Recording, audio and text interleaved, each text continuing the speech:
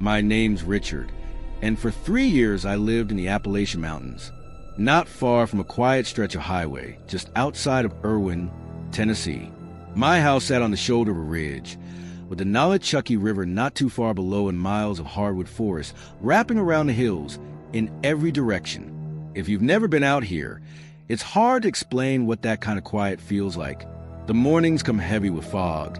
The evenings bring coyotes yipping across the hollers.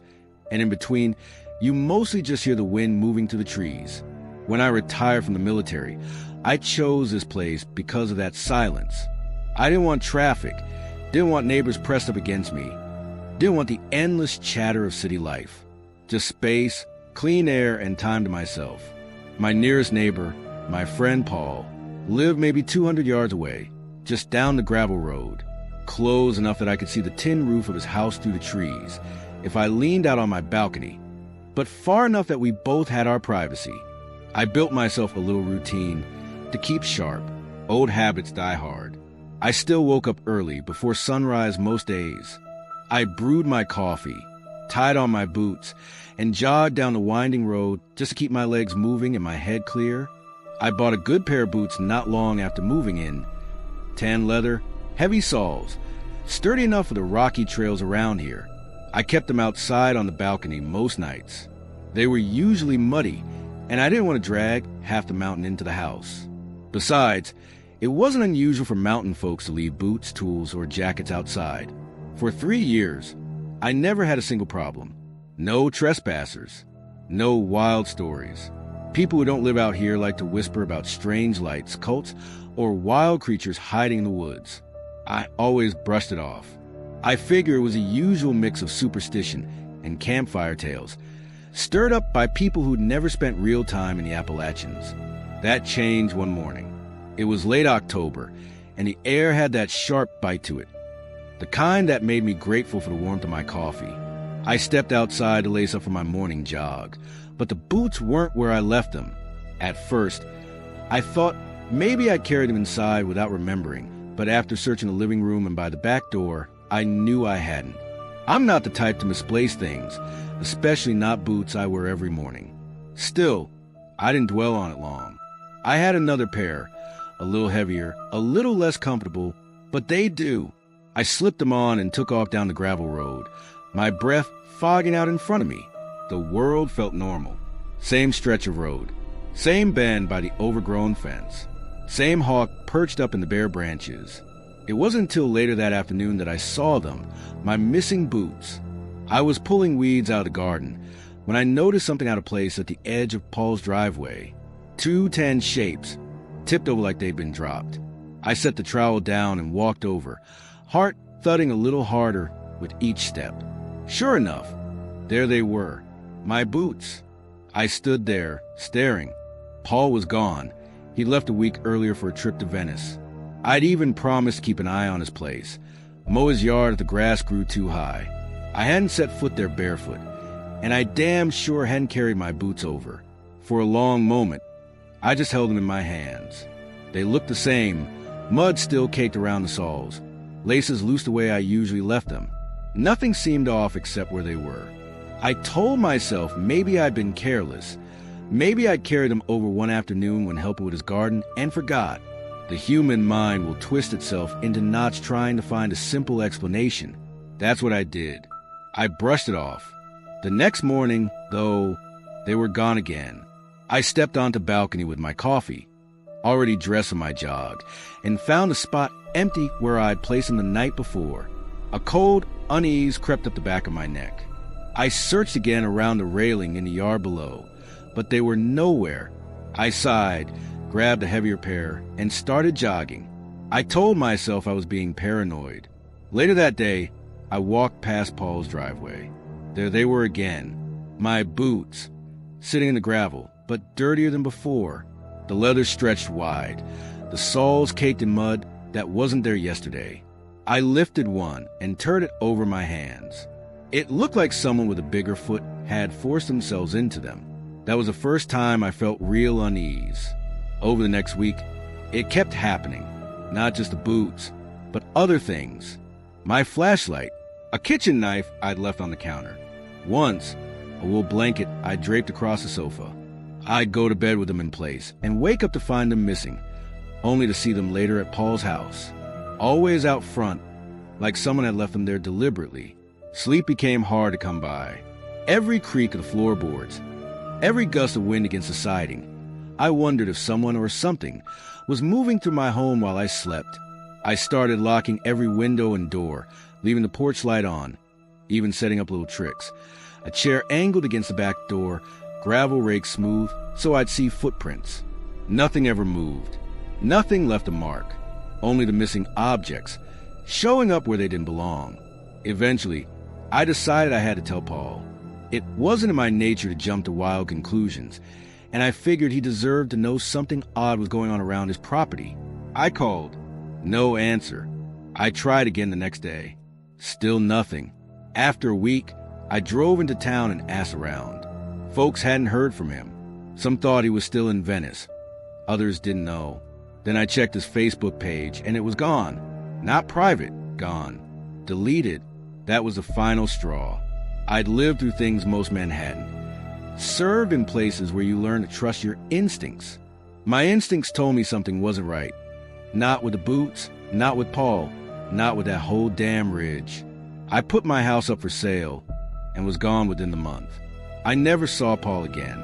Never heard a word from him. 2 years of friendship, wiped clean like chalk from a board.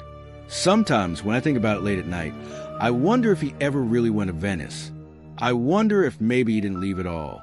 I sold the house 4 months ago, and I've carried this story with me ever since. I don't know what moved my boots, or who, or why they kept showing up at his place. I just know that if you ever find yourself on a ridge in the Appalachians, and you wake one morning to find your belongings in someone else's yard, you ought to leave before you start asking questions you won't get answers to. I don't live right in the Appalachian Mountains, but I live close enough.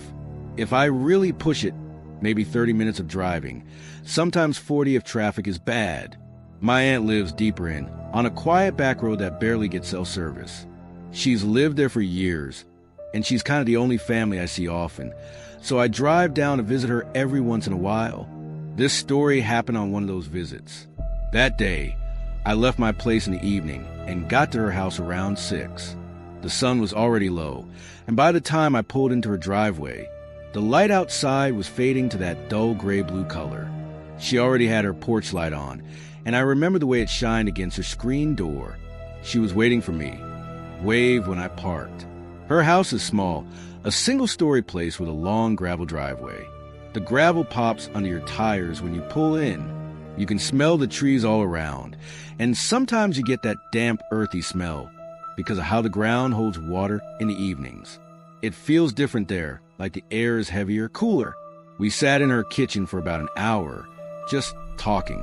She made sweet tea the way she always does, with too much sugar but cold enough that you don't care. We talked about my job, her garden, little things like that. Time slipped by pretty quick. And by the time I checked the clock, it was already past 7. I told her I should start heading back before it got too late. She walked me out to my car. I still remember her standing there on the porch, the light behind her, waving as I pulled down the driveway. That's the last normal part of the night that I can clearly remember without thinking twice. Now, her road is an easy one. It's a 1-lane road, not wide enough for 2 cars side by side. The pavement is old, cracked in places, and you've got ditches on both sides, deep enough that if you slide in, you're not driving back out. It takes maybe 15 minutes of driving on that road to get back out to the main one. Usually it's no big deal. I've done it dozens of times. But at night, when you're the only car out there, it feels a lot longer. That night, I didn't see a single other car. Not one. Just trees, shadows, and the narrow stretch of pavement in my headlights. I was about halfway down when I saw something up ahead on the right side of the road. At first, I thought maybe it was just a tree stump or maybe a mailbox leaning funny. But the closer I got, the more it looked like a person. I can't explain the way my chest tightened when I realized it was out there in the dark with no houses around, no cars, nothing. It doesn't make sense to see someone standing that far from anything. My first thought was trouble. Maybe somebody broke down, or maybe it was someone who wanted to cause trouble. My brain jumped straight to the worst case, like some psycho waiting for a car to stop. I slowed a little but kept moving. The road was too rough to really speed through, and I didn't want to hit anything. My headlights cut across the figure. It was a woman. She was standing on the edge of the road, facing away from me. She had long black hair, hanging wet down her back, almost sticking to her robe. She was wearing this long black silky robe that moved a little in the breeze from behind. It almost looked like she had just stepped out of a shower or maybe out of a lake. Her hair looked that damp. She didn't move when my car got closer. She didn't turn, didn't shift, nothing. Just stood there with her back to me. I slowed down even more because the road there was bumpy. I kept my eyes on her the whole time, waiting for her to do something. Step out, turn around, anything, but she didn't. When I passed her, that's when it got really strange. I glanced in my side mirror, just a quick look, the way you do when you pass someone on the road. But instead of seeing her face, I still saw her back. That didn't make sense. I was already past her. My mirror should have caught her front. But no, she was still turned away, still showing me her back. I remember this weird chill rolling through me. My foot pressed down on the gas, but I couldn't slam it because the road was rough. Every little bump felt like my tires were going to slide. I just wanted to get out of there. I kept glancing in the mirror, thinking maybe it was just the angle, or I caught it wrong the first time. But no matter how many times I looked, it was always her back. It's hard to explain the feeling. I wasn't just scared. I was confused in a way that didn't feel normal. My brain kept trying to make sense of it. Maybe she turned right as I passed. Maybe I just imagined it. But deep down, I knew I hadn't. Something about the way she stood there felt wrong. The rest of the drive to the main road felt like it lasted forever. I kept noticing every little thing. The crooked mailbox leaning toward the ditch, the old tractor half sunk into weeds, the patches of flowers glowing white in my headlights.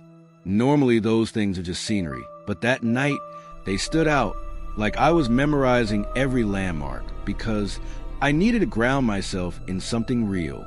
The silence in the car didn't help. No music, no radio, just the sound of my tires and the occasional rattle of loose gravel under me. Every few seconds, I caught myself listening for footsteps or movement outside the car, like she might suddenly be right beside me again. When I finally reached the main road, I didn't stop. I turned left hard, letting my tires screech a little, and only then did I feel like I could breathe again. The highway, even mostly empty, felt alive compared to that back road. But I couldn't get the picture out of my head. That woman, that wet hair, that long black robe, and the way she never had a face. I've told myself maybe I was tired. Maybe I misjudged the angle of the mirror. But no matter how I try to explain it, I can't shake how deliberate it all felt. Like she was standing there for me to see. Like she wanted me to notice the way she never turned. And that thought still unsettles me more than anything. It was the middle of summer, and my uncle had asked me and my cousin to ride with him into town. He wanted to stock up on some things for the weekend. It was hot that day, hot in a way that makes the air look blurry over the pavement. The windows in the truck were rolled down because the air conditioning barely worked. Sweat stuck to the back of my shirt, and the whole cab smelled faintly of gasoline and sun-baked vinyl. We weren't even 10 minutes from the house when I saw him first. There was a man standing by the side of the road. At first, I thought maybe he was a farmer, maybe somebody who had been working in the fields. But as we got closer, it became obvious something was off. He wasn't dressed for the weather at all. He was wearing this heavy coat, zip tied up to his chin, and gloves too, like it was the dead of winter. His face was covered, something pulled up over his mouth, and goggles strapped across his eyes. And on top of it all, a helmet, like the kind you see people wear for biking or skiing, in 90-degree heat. Middle of the afternoon. I leaned forward in my seat, trying to make sense of it, and that's when I noticed he had his arm stuck out, his thumb pointing up. He was trying to hitchhike.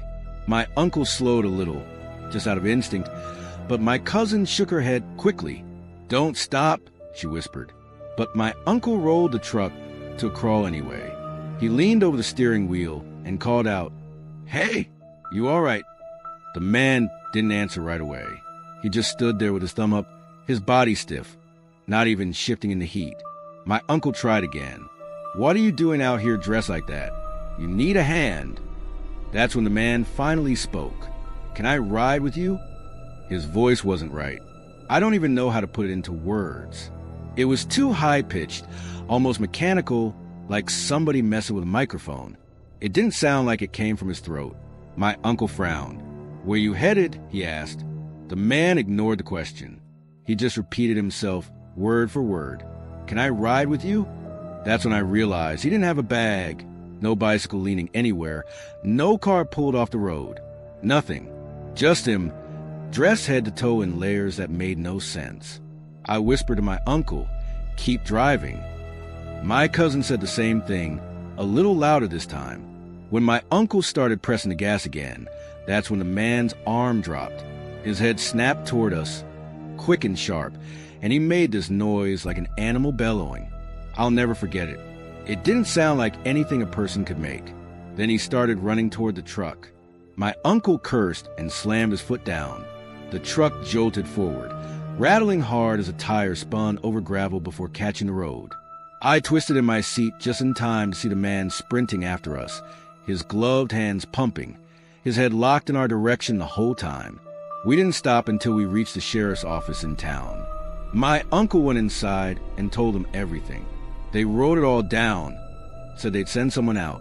But later, they told us they didn't find anybody on that stretch of road. That should have been the end of it, but it wasn't. That night, I was back at my uncle's house. I slept in the guest room upstairs, the one with the window that looks out over the yard. I stayed up late, staring at the ceiling, replaying the whole thing over and over in my head. At some point, I drifted off. I woke up to a noise. Tap, tap, tap. It was faint at first. I thought maybe a tree branch was brushing the glass, but it came again, steady, intentional. I sat up and turned toward the window. There was someone standing there, the man from the road. His gloved hands were pressed flat against the glass, his head tilted forward like he was staring straight in at me. The goggles were gone. The covering over his face was gone, too. And that's when I noticed he didn't have eyes, just smooth skin where they should have been. I couldn't breathe, couldn't move. My heart hammered, so hard I thought it would wake the whole house. Then, without warning, his body shifted back. He seemed to drop out of sight, straight down past the window. I scrambled off the bed and rushed to the glass, expecting to see him standing in the yard. But there was nothing. No man, no footprints in the dirt below, no sound of anyone moving to the grass. He was just gone. I didn't sleep the rest of that night. And even now, when I drive that same road in the heat of summer, I can't help but look at the tree line, half expecting to see him standing there again. I'd been planning that trip for months. I wasn't from the Appalachians, but I lived close enough that it didn't take long to cross the border and head into the mountains. Where I came from, the forests were smaller, more tamed by people. The Appalachians were different, vast, tangled, stretching farther than your eyes could follow. I'd heard all kinds of things about them. Some said the woods were beautiful, untouched. Others warned me they were easy to get lost in, and that if you did, you might not come back. Still, I wanted the experience. I'd camped before, and I figured this would be no different. That afternoon, I packed up my gear, loaded my car, and drove until the paved roads turned into gravel, then into dirt. The farther I went, the fewer houses I saw. By the time I pulled onto a little pull-off spot marked only by an old wooden post, there wasn't a soul in sight. I grabbed my backpack, strapped the tent to it, and started hiking. The air was heavy with the smell of pine and damp earth. My boots crunched on the path, which wasn't really a trail, so much as a faint gap between the underbrush.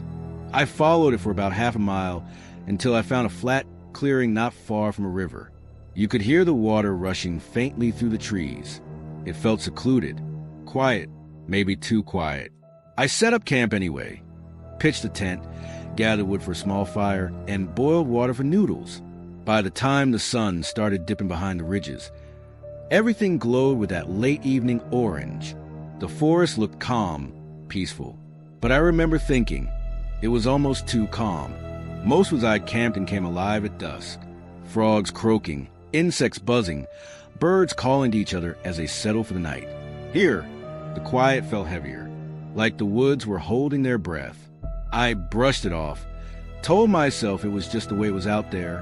When night fell, I put out the fire, crawled into my tent, and zipped it tight. I laid in my sleeping bag, listening to the river in the distance, trying to let the sound lull me to sleep. For a while, it worked. My eyes were closed, and I could feel myself drifting. Then, snap, something cracked in the trees. I opened my eyes, staring up at the nylon ceiling. At first, I thought maybe it was a branch falling. That happens in the woods. But then I heard another sound, a rustle, something moving through leaves. I lay there, still as stone, straining to hear. The sound came again, a shuffle, heavy, deliberate. My heart started to beat faster.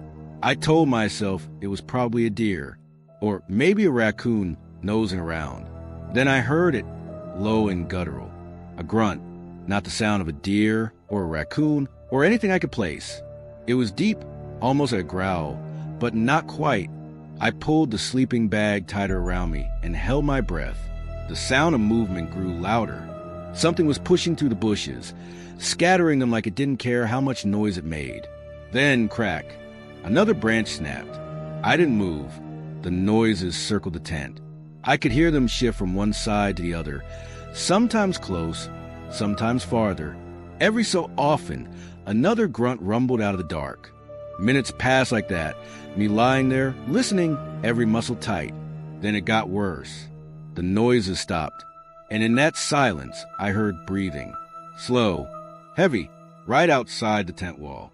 I could feel it more than hear it. Each breath seemed to press against the nylon, like it was leaning close, listening for me. Something brushed against the fabric. Light at first, like a fingertip dragging, then firmer, pressing. I thought about unzipping just an inch, just to see. But something in me screamed not to, that if I looked, whatever was out there would know I'd seen it. Then came the sound that still makes my skin crawl when I think about it, with splintering, not twigs, thick branches, breaking one after the other, as if something massive was moving through them like they were nothing. The grunting came again, louder this time, almost angry. I lay there, my hands gripping the edges of my sleeping bag, my chest tight. It circled again, then stopped. The silence stretched. I thought maybe it was gone. Maybe it had wandered off.